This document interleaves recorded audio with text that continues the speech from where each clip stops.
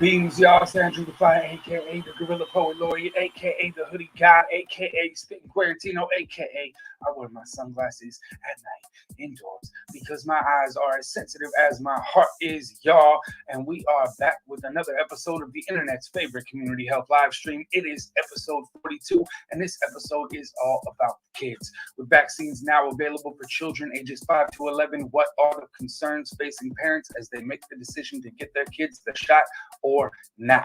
We're going to talk to Dr. Ilan Shapiro, a pediatrician and child health advocate, about the risks, benefits, and how important it is that we all just stay human and keep the lines of communication open as we move forward in post-COVID times. Stay tuned. It all starts now.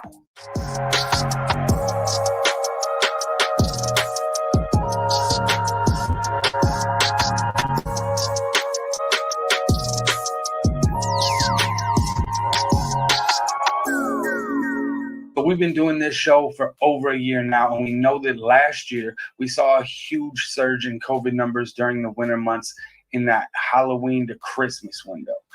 As we do start to see a slight increase in cases, are experts expecting a surge similar to last year at this time? Here's K-Pix Bay Area with some answers to those questions and more. A year ago, California's COVID-19 cases surged in the winter. Now, UCSF's epidemiologist Dr. Rutherford believes we might be on the verge of another surge. This may be the start of a winter surge. Despite 61% of Californians being fully vaccinated, Dr. Rutherford says the winter months hold a significant risk as indoor gatherings increase for the holidays. The latest data is giving this expert a flashback of last November. We're seeing an increase. The cases are up about 20% over where they were 2 weeks ago, and the hospitalizations are up about 6%. Now, to me, that's worrisome, but it could also go right back down. Salud Ribeiro, the founder of Bay PLS, a company focused on COVID testing and vaccinations across the Bay Area, began noticing an increase in positive COVID tests in the last 2 weeks. About 2%, 2 to 3% positivity rate.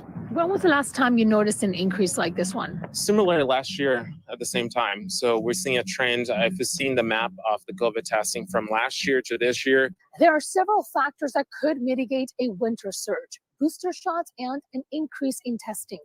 This weekend, the Latino Task Force tested over 200 people at their neighborhood mission site. Now that we had Halloween and Dia de los Muertos and people were out and having a good time, it's important that you come back and get tested to make sure that you didn't get exposed and now are carrying the virus for somebody else. The hope is also that with 3.5 million Californians ages 5 to 11 years old able to get vaccinated, a winter surge could also be prevented. While we may have a winter surge, it may be much less than it was last year. In San Francisco, Luz Peña, ABC7 News.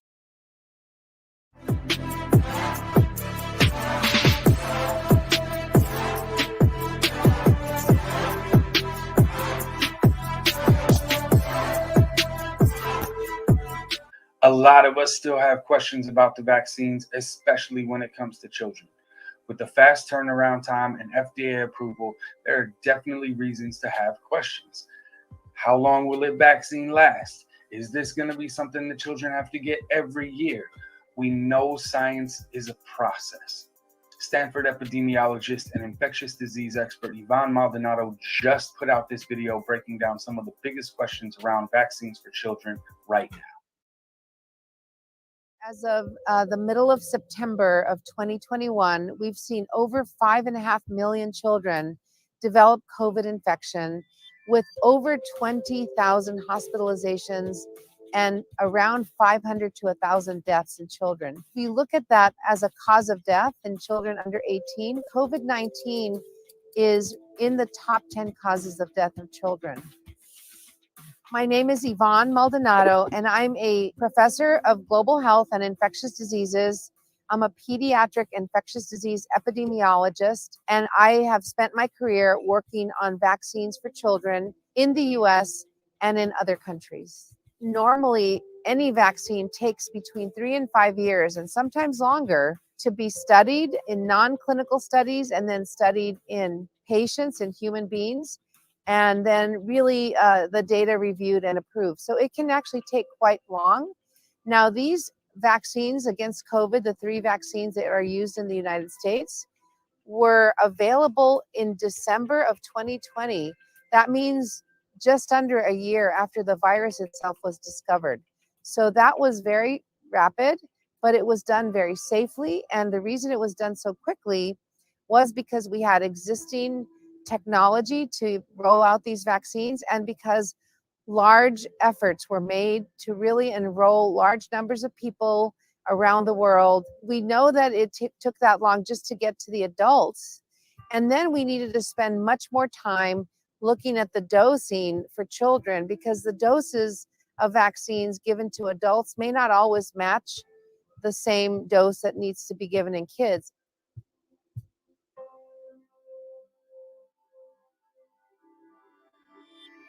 What we've been doing is looking at the vaccines in children. So since December of 2020 until now, those were times when we were enrolling thousands of children around the country and conducting these very safe and careful studies. Now, those studies have demonstrated 90% plus effectiveness in preventing infections, preventing hospitalizations, and preventing deaths. So what's next for the vaccines is more exciting news, we think. So we would love to see vaccines for children 6 months of age and older, so they can go back to childcare and preschool and kindergarten. But we're also looking forward to the fact that we may have to include COVID vaccines as part of a regular schedule, depending on how long the virus is around. And it may be that we will need to give a COVID vaccine on a regular basis for another year or so. We just don't know that. But we are confident that whatever it is that we're facing in the future, we do have the tools now to start to develop the next set of ways to get our children back to a healthy and safe, normal life. Tonight, we are joined by our very own expert pediatrician and international man of medicine. Born and raised in Mexico City, he has served as a liaison between Mexico and the World Health Organization and is actively involved in creating binational public health programs to reach communities on both sides of the border. Welcome, Dr. Ilan Shapiro, to the show. Dr. Shapiro, thank you for joining us tonight. Well, it's a pleasure. I'm very excited to be here. I'm so excited to have this conversation with you. You know, despite the FDA's recent approval of the Pfizer vaccine for children ages 5 to 11, many parents are still hesitant about getting their children vaccinated. For parents out there who are still questioning whether they should, what can you tell them about the safety of the vaccine? First of all, I can tell you for sure as a pediatrician and most importantly as a father that, it's okay to be worried. It's okay to have that funky feeling that something is weird and we need to figure out information. But I want to share with you, because I have 2 kids below 12 years of age, why I'm vaccinating them and what was my mental process to do it. For full disclosure, I did check, the numbers, what happened with Pfizer with 5 to 12 or 5 to 11. And the amazing thing was that they actually used 1/3 of the dose. And why 1/3 of the dose? Because they always, when we are talking about vaccines or medications or treatments, they evaluate different levels of treatments. And sometimes we need more medications for kids and sometimes less medications for kids. Then it depends on the medication, the time, and everything else. But they saw that with 1/3 of the dose that we were using for adults, they had very low side effects, meaning some redness on the leg, on the arm, some fever, some malaise, feeling tired, and most importantly afterwards, they saw that it had protection, because it cannot if it doesn't have any side effects and has zero protection, why use it? But it has 90% of protection for our kids, and it was a good safety analyzing effort and research. And the other side was a very strong protection that we were seeing with the kids. And that's why, like me as a father, and I spoke with my wife and with my sister and everybody else, we saw it, and it's way better than other vaccines that we have, and it's safe. And especially right now that kids are going back to school, it's an amazing way to protect them. And I just love that you addressed, having your own like hesitancy and what you called the funky feeling as a parent. I think a lot of times like we get pushing, whatever our agenda is as far as like getting people vaccinated, and we don't actually acknowledge some of those feelings. So that's really beautiful to hear as a father as well as a pediatrician. There's been a lot of talk about the COVID vaccine being linked to myocarditis. How great is that risk, and how should parents weigh this potential risk with the benefits of the vaccine? Well, we need to, first of all, when we hear myocarditis and we hear about vaccine, of course you get scared. And, the first initial step for any parent is just not to move and have this mini panic attack and not move forward.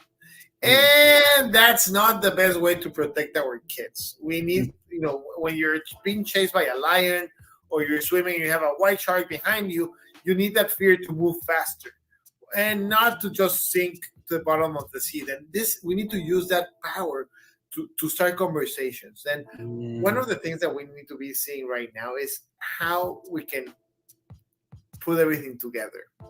And myocarditis is inflammation of the heart, and we need to figure out what's worse, having the disease and getting myocarditis, or using anything or tool to shield us against the disease, that's the vaccine, and getting myocarditis. Then of course we need to see the numbers, and it's way more common right now to have myocarditis or heart disease because of COVID-19, the disease, and it's more frequent and more powerful rather than actually the vaccine related inflammation of the heart. Then that's the most important thing that I saw for my kids. And why? Because when you're vaccinated against COVID-19, you're actually protecting them against myocarditis from the disease. And if you see the numbers, it's 126 cases per 100,000 when you have the disease, or for the vaccine it's 4 or 5 per 100,000. Then you see the huge difference there.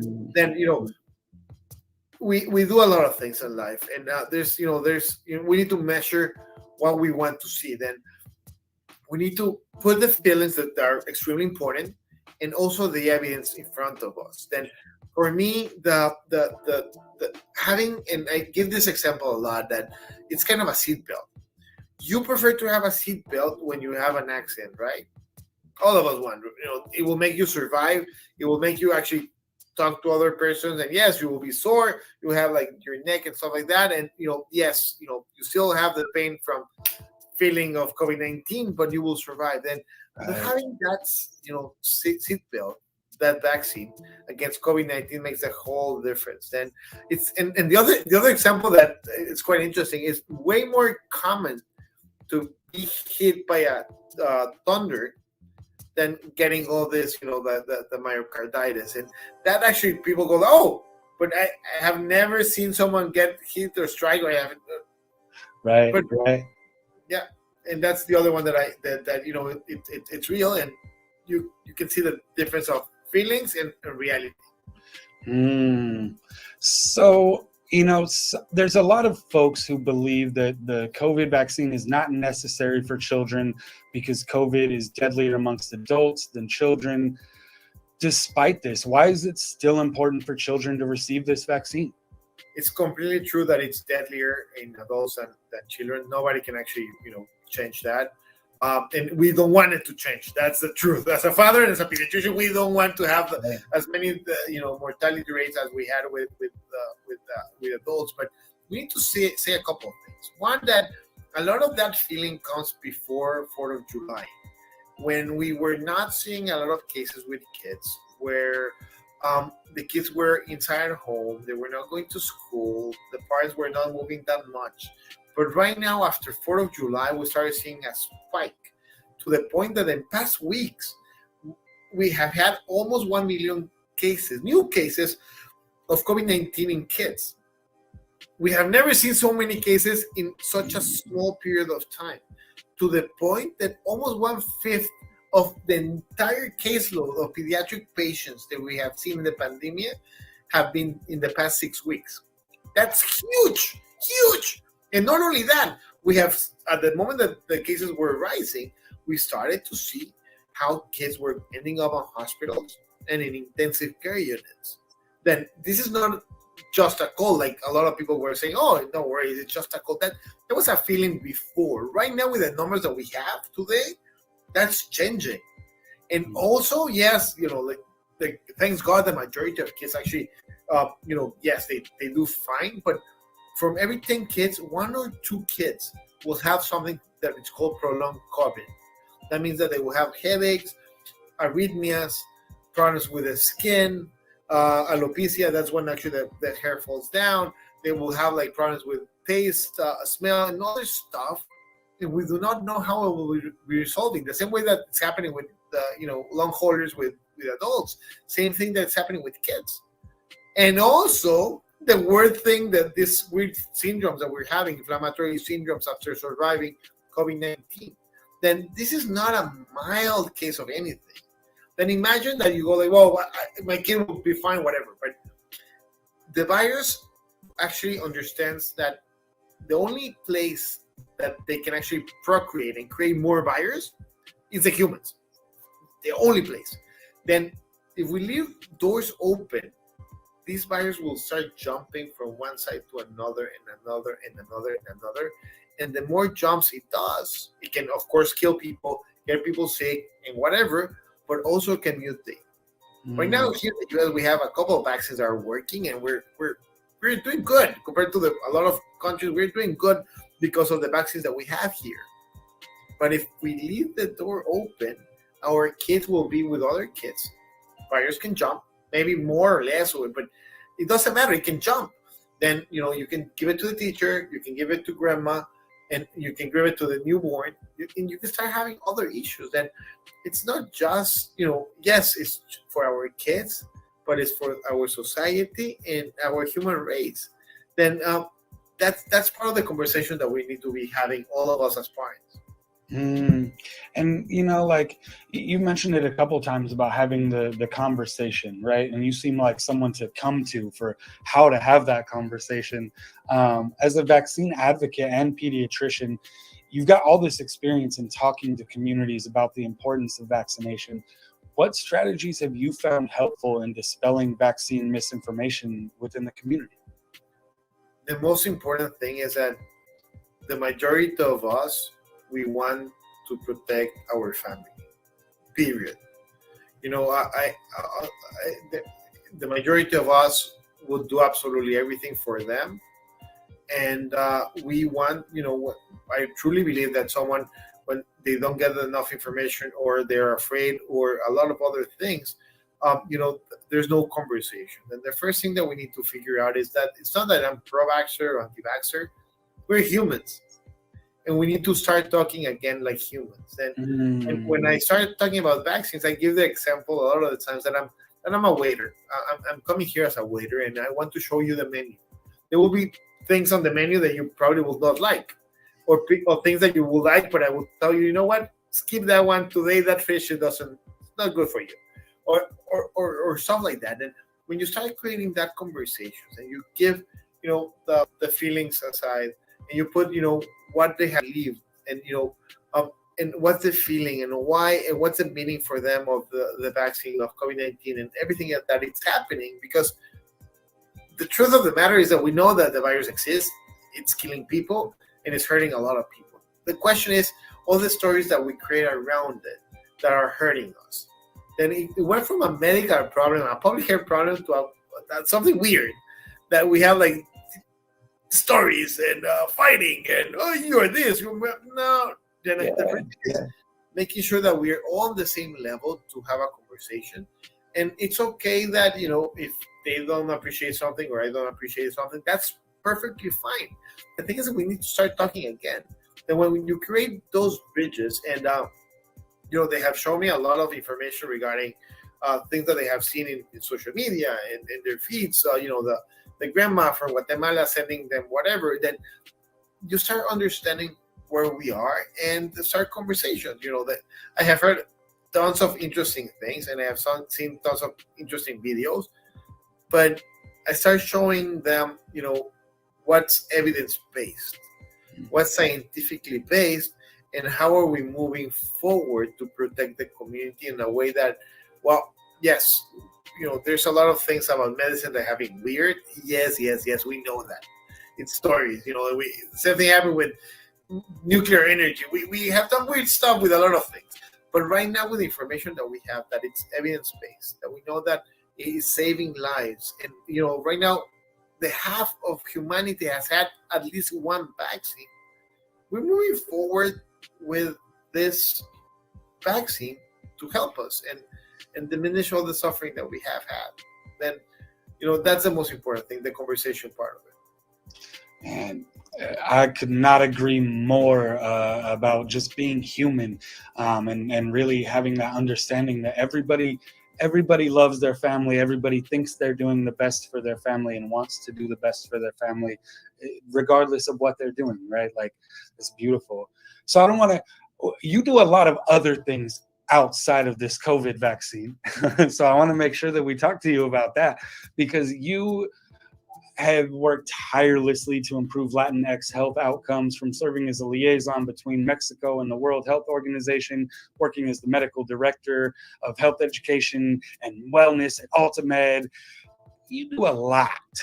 Do you have any insights into the health challenges facing the Latinx community specifically today, and what steps can we take to address them? It's a great question, and I'm going to link it right now, not with vaccines, but at least with COVID-19. When we started the entire pandemic, we started seeing that communities of color, including our African American brothers and sisters and our Latino brothers and sisters, were actually suffering more, and everybody started wondering why. And we started seeing that it was not about suffering, but something there was not written. Was it the virus that was genetically modified, or we were having something? And on reality, when they asked me that question, I had one answer: it's social determinants of health. When you have years, decades of communities that do not have access to good sources of food, they don't have green parks, the rates of depression and anxiety are skyrocketing. They have a lot of obesity, diabetes, insecurity, environmental, craziness with pollution, living besides the highway. Then you have starting to compound a lot of bad stuff for them, a lot of them. Then the only thing that you need to add there to make sure that actually everything explodes, it's stress the community. And when you stress it, like right now with the pandemic, you have a lot of deaths, you have a lot of people, dying, and the cycle continues again. And how do we know that it continues again? Well, the last group to actually get tested were these groups that I was telling you about. The last ones to actually get a vaccine were these groups. Right now that we're doing, again, the booster shot, same thing. Then there's a consistency there. And at the beginning, it was very hard. And, if you wanted to get the vaccine, you needed to, practically at the beginning, have internet, speak English, have working knowledge of technology. Then and after that, you needed to call the phone number for the operator, but it was hours until you get it. Then there were compounding effects there. And of course, right now that, if you're working two or three jobs and you're, on the front line working on the fields or whatever, you really don't have a lot of time to do academic discussions regarding vaccines, where to get it or not. You know that if you don't work, there's no check for that day. If there's no check for that day, there's no food that day for the family. Then that's the conversation that we need to have for the next round. Because sadly, my friend, I think that we'll have more pandemics or more disasters. The question is, are we going to make stronger efforts to help these communities and create social determinants of health strongholds or ideas or conversations, and most importantly, also the communication part of it. Then, and especially with the communication part of it, that has been one of the things that I have had um, a blessing on being part of the past 2 years, to make sure that we're translating medically to something actionable in our communities. And what do I mean with this?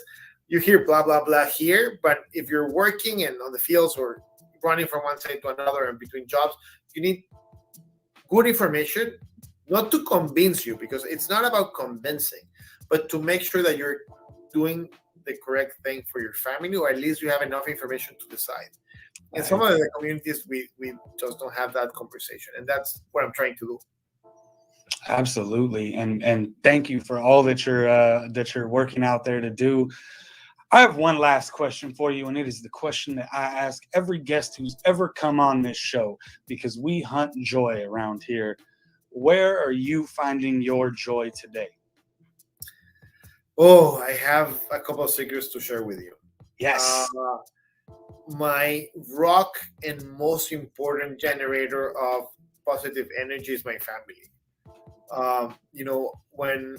When I am down in the first weeks of the pandemic, that I felt like a serviceman, and my God, I now if I had respects for our people that are there, police officers, soldiers, firefighters, everybody, like going in front to the fire, and that's the way that I felt every time that I went to the clinic. Then going back to home, and they gave me space, they gave me shelter, and most importantly, they gave me energy to continue going back and helping. And I think that the most joyful thing that I felt during the pandemic was actually that connection with my kids and my wife, because we were living at home, and the connection there, and they were not living. I was the only one living there from home, and being there 24/7 and seeing how they grew, and I was missing so many things, and that was my joyful moment.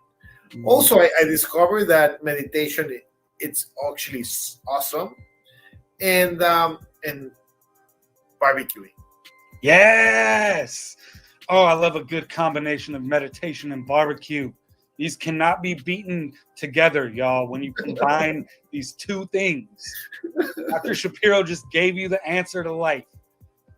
Doctor, thank you so much for joining us on the show tonight. This has been so helpful, and just continued success and joy. Continued joy. That's what I'm going to wish you as we get out of here. Continued joy in everything that you're doing. Thank you so much, and it's a pleasure, and I'm always here for any question, concerns, or anything. Absolutely.